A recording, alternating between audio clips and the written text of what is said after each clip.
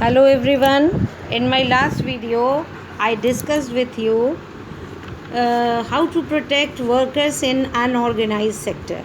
And today's topic is sectors in terms of ownership.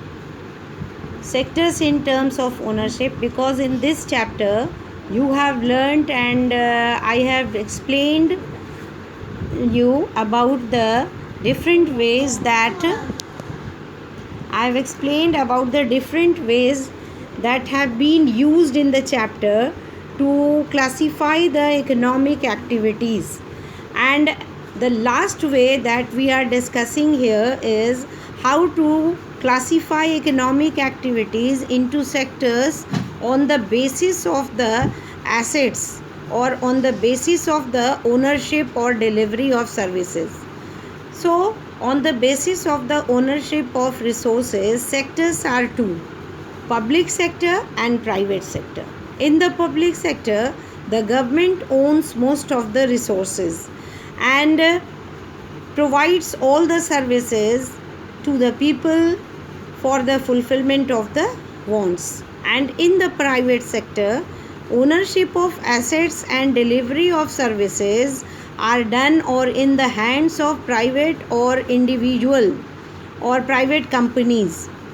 Railways or post office, it is an example of public sector, whereas companies like Tata Iron and Steel, Telco or Reliance Industries, BSNL, these are the example. No, BSNL this is an example of public sector, but Tata Iron and Steel, then Telco and Reliance Industries Limited are privately owned. So these are the example of private sector.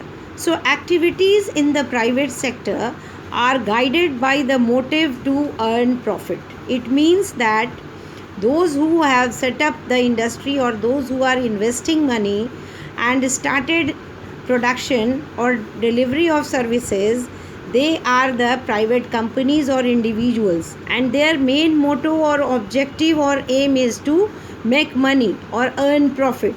And to get such services, or if we are getting such services or buying them from the private companies or from these people, then we have to pay money to these individual companies or the individuals, those who have opened their company or invested their money, where their main motto is to make money.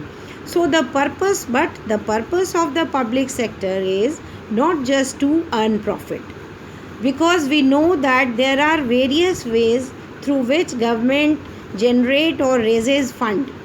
Government raise money through taxes, and in this way the money that government has raised or generated using imposing taxes on the people and various other ways to meet the ongoing expenses or the services given by it or delivered by it. And we know that there are variety of services that government do for the welfare of the people. So modern day government, of course, they spend on a whole range of activities. So in India also, we are the largest developing country in the world and second most populous country in the world. So what are the activities that Indian government undertake or through which it delivers services to the general people or the citizens of the country? And why do government spend such huge amount on such activities? That also we have to discuss here. So there are several things that there are several things needed by the society as a whole, but which private sector will not provide at a reasonable cost. And why the private sector will not provide these services or these products at reasonable cost? Because already we have discussed or seen that their main motto, or they are in the business to earn profit. So some of these need spending in some of these activities, it needs large sums of money, large investment is required, which is beyond the capacity of the private sector or the private individuals or the some people.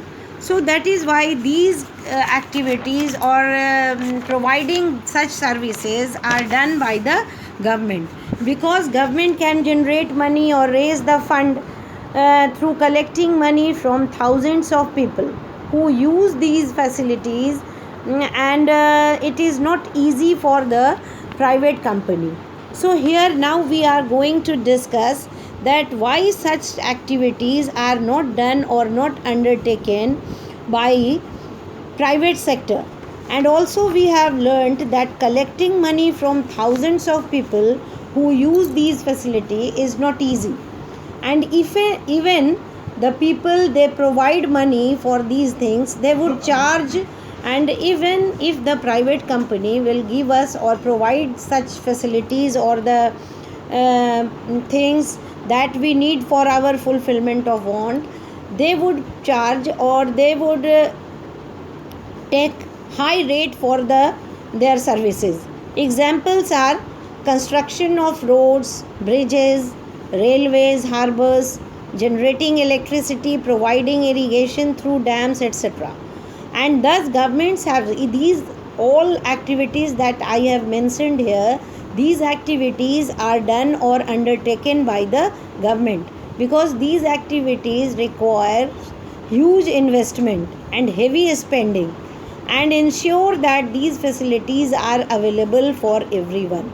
And these facilities are needed or required or must be given to every citizen of the country, irrespective of their economic and social status. And if the private company would give these facility, then they would charge more, and then it will become unaffordable for the general people. So there are some activities which the government has to support, and the private sector may not continue their production or business unless government encourages it. So we know that India is a very huge country and the second most populous country in the world, and so fulfilling all the people's needs is not an easy task, and government alone can't fulfill or deliver the products as well as the services to the growing number of people. So that is why some activities which the government has to support and which activities are supposed to done by the private companies or individuals, but they need government encouragement, because if they will do production with the higher inputs or cost of inputs, then they will keep or they will charge more means higher prices for their products, and then people won't be able to get this, because masses of the country, they are unable to buy it from the general things or the facilities which is needed by everyone at higher cost. That is why government encourages those activities done by the private companies or the enterprises. For example, so how government encourages it? For example, selling electricity at the cost of generation may push up the cost of production of goods in many industries. Many units, especially small scale units, might have to shut down because of the higher cost of electricity. So what government does? Government here steps in by producing and supplying electricity at lower rate, at the rate in which these industries can afford. Means government, what it does, government provides them the electricity at the rate on which or at which it is produced. Because if government will charge more for the electricity, then they would not be able to continue their production, and they can't afford, because they will keep or charge more for the product, because the cost of production will go up or increase. So in this way government has to bear part of the cost. Similarly, the government in India buys wheat and rice, that I have already taught you in class 9. You have read about it, that how ration shop works, and government procures food grains from the farmers, those who have surplus produce. So this wheat and rice government buys from the farmer at a fair price, means provides them MSP, which we call minimum support price, and then it is stored in the granaries of FCI, and then the stored food grains, wheat and rice, are sold at a lower price to consumers or to the ration card holder through ration shops.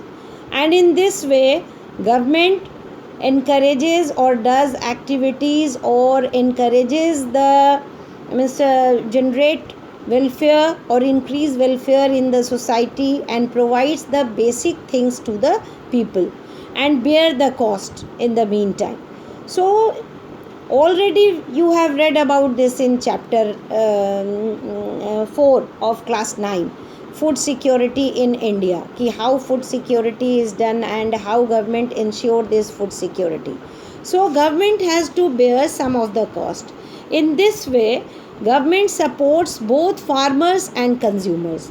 How it supports the farmers? Because it procures or buys the food grain from the farmer at a fair price or gives them incentive or more prices for their crops, so that they could continue or they can be made to produce more and more, and in this way the growing needs or dietary needs of the people will be met. So there are a large number of activities which are the main responsibility of the government, and government spend huge sums or huge money on this, and only government can do or run such type of activities and make investment on it, and bear some cost also in the meantime, or loss also government has to bear. So providing such, what are the activities which government has to do? Providing health and education facilities for all is one example.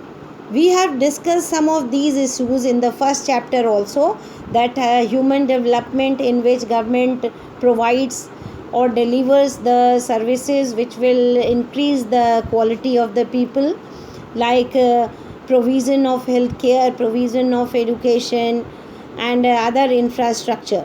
So running proper schools, primary schools, middle schools, then providing quality education, increasing the enrollment in those schools, then retention and maintaining the quality of the education as well as retention of the children. So it is the duty of government to increase the quality of the people and to provide these basic facilities. As we know that India's size of illiterate population is one of the largest in the world, because India has the second largest population living here. That is why the illiterate population in India is also largest. And we know that in India the literacy rate is only 74%. It means that 26% of our population, they are illiterate. So we know that nearly half of India's children are undernourished or malnourished, means they do not get proper nutrition, and a quarter of them, means 1/4 of them, are critically ill, and they are not able, means the parents are not able to provide them or give them medication and visit to doctor. So we have read about infant mortality rate. What is infant mortality rate? Already I have explained, but once again I will tell you that infant mortality rate is the children, those who miss the infants, those who die in 1000 live birth before completion of 1 year of age in a year. And the infant mortality rate of Odisha or Madhya Pradesh is higher than some of the poorest regions of the world. Government also needs to pay attention, means here the role of the government is to decrease the or reduce the infant mortality rate. And how government will do it? By providing or improving the health facilities and nutritional status of the children. So in this way we see that government also needs to pay attention to aspects of human development, such as availability of safe drinking water, means provision of safe drinking water, sanitation facilities, housing facilities for the poor. These are the basic facilities that government has to look after and provide, and take the responsibility of this. And it is also the duty of the government to take care of the poorest and most ignored regions of the country through increased spending.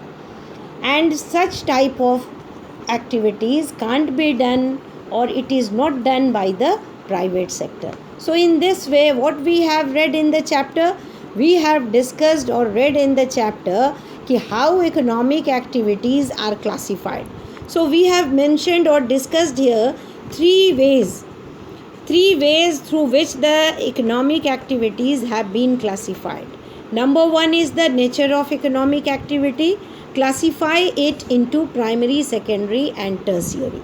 Number two is the employment condition, divides the activities into organized and unorganized. And number three is the division on the basis of the ownership of assets or resources.